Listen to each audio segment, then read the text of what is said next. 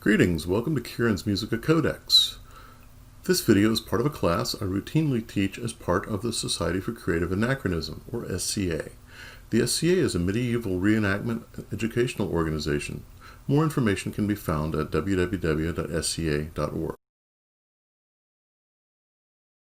Class handouts and more can be found at my website, www.musicacodex.com. Check it out. If you're watching this video, you probably have an interest in learning to read music. You may be a childhood piano lesson survivor who has forgotten all you learned, or you may be starting from scratch. Either way, you're in the right place. Learning to read music is not that complex, really. But first, let's take a second and think about what music really is. Music is sound. It's ephemeral. It travels from instrument to ear and then dissipates forever. When we talk about reading music, we're really talking about reading a graphical language that represents what we hear. So written music is the notation of pitch and rhythm over time. So how do we begin to read music? Let's look at the beginning. This set of parallel lines is called a staff. It represents a grid on which we write the symbols or notes that we use to describe music. The staff shows two things: the pitch of the music, that is one note lower or higher than the other, and the progression of music through time. The pitch is shown based on what line or space a given note is written on. Lower on the staff indicates a lower note. Higher on the staff indicates a higher note. Similarly, the sequence of notes and their rhythm are written from left to right on the staff. There are only 7 notes that you have to be concerned about: A, B, C, D, E, F, and G. There's no H, no Q, and no W. So where do the notes go? We use a nice little squiggle called a clef that tells us. The clef is a marker which defines the letters or notes for each line and space. There are several different clefs, but by far the most common is the treble clef. It's the one I'll be talking about in this class. Okay, so the treble clef is supposed to show us where the notes go on a staff. Let's have a look at the staff with the treble clef on it and see how this works. See the treble clef there off to the left-hand side of the staff? Good. Now, the bottom line of the treble clef staff starts with the note E, and it proceeds in sequence. The next note after E is F, the next note is G. Okay, so we just ran out of letters. What do? We start over. The next space up from G is A, and so on, alternating lines and spaces. To help you remember the notes for the lines and spaces, there are a couple of simple mnemonics. The lines E, G, B, D, and F stand for every good boy does fine. The spaces, F, A, C, E, spell the word face. Let's take a minute and practice what you've learned so far. Write the names for the various notes on this slide. There are a couple of other symbols on this slide that we haven't covered. Don't worry about them just yet. We'll get there in a few minutes. For now, just write the names of the notes. I'll pause for a few seconds, and feel free to pause the video until you're ready to go on.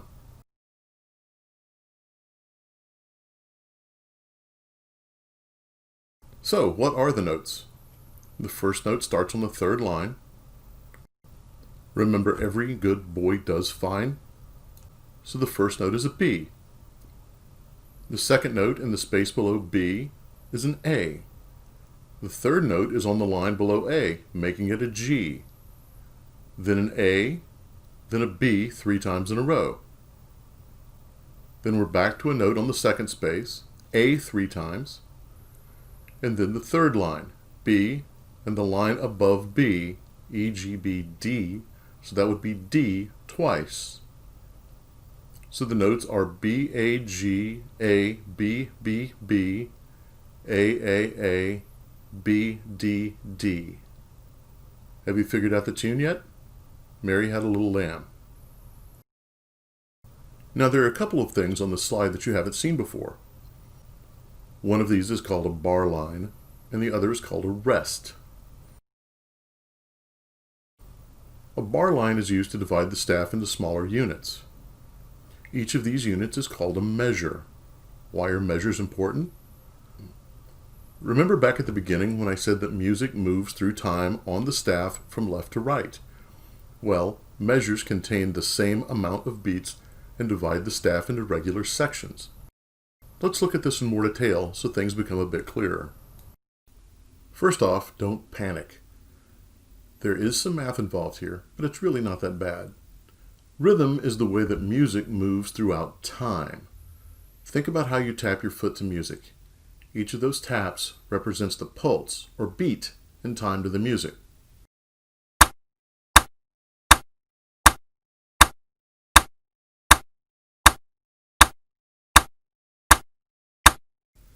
Each of these beats can be broken down into subdivisions or note values. Each note value or length is worth a certain number of beats. And each also has a corresponding rest. For example, and for purposes of this intro class, you can think of a whole note as being the type of note that has 4 beats. 2 beats, or half a whole note's duration, is what we call a half note. A quarter note has 1 beat, an eighth note has a half of a beat, and so on. See, I told you the math wasn't that hard. Let's have a look at what these notes actually look like. Just focus on the notes for a second. As you can see, a whole note is a circle. Easy enough, right? A half note is a circle with a line attached to it. This line we call a stem. A quarter note looks like a half note, except the circle is colored in black. The next set of notes are used when the duration is less than 1 beat. What does that mean? Remember that pulse or beat in music?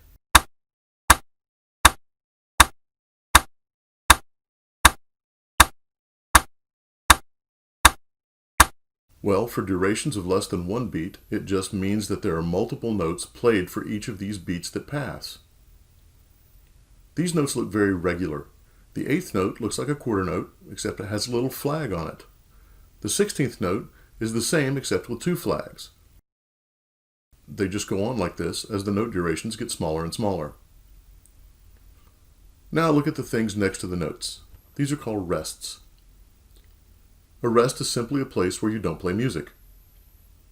They have exactly the same duration as their corresponding note. For example, a whole rest would be silence for 4 beats. The whole rest and the half rest look similar, except that the whole rest hangs down from the line and the half rest lies on the line. The quarter rest is very distinctive. No other rest looks like it. Once we get into the rests that are smaller than a beat, the eighth rest and such, they get very regular, just like their corresponding notes. Just like an eighth note has 1 flag, the eighth rest has 1 flag. The 16th rest has 2 flags, and so on. So if you think about it, the math involved in the duration of all these notes and rests is just dividing by 2. Remember I said that the bar lines break the staff into measures and each measure gets the same number of beats? Well, how do we know exactly how many beats go in each measure? We have something that tells us. It's called a time signature. The time signature shows up at the beginning of the staff and typically looks like 2 numbers, one over the other. The top number simply tells us how many beats there are in each measure. Simple enough, right? In this example, the top number is 4, so each measure would have 4 beats. The bottom number is a bit more complicated. It tells us which note value is played as each beat passes. In this example, the bottom number is a 4. That means that a quarter note passes for each pulse.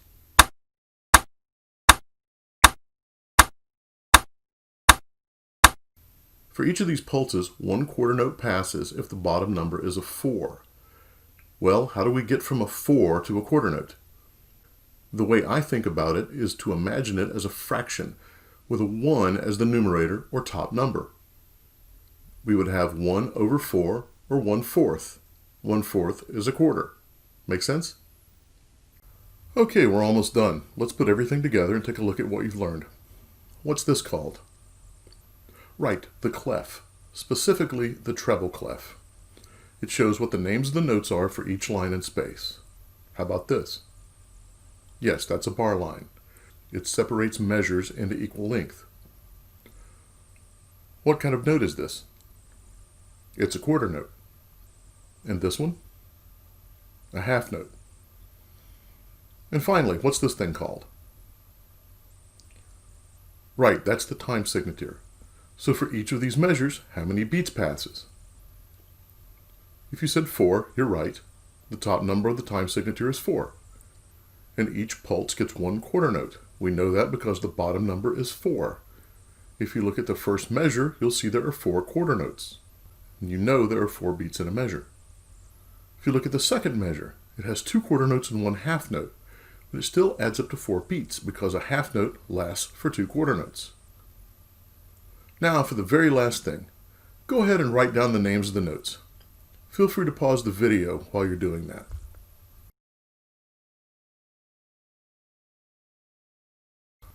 So the first note is on the second line, which makes it a G, followed by another G. The next note is on the third line, every good boy, which makes it a B. So we have G, G, B, B. The next note is on the next line up, which makes it a D. Every good boy does. G, G, B, B, D, D, back down to B.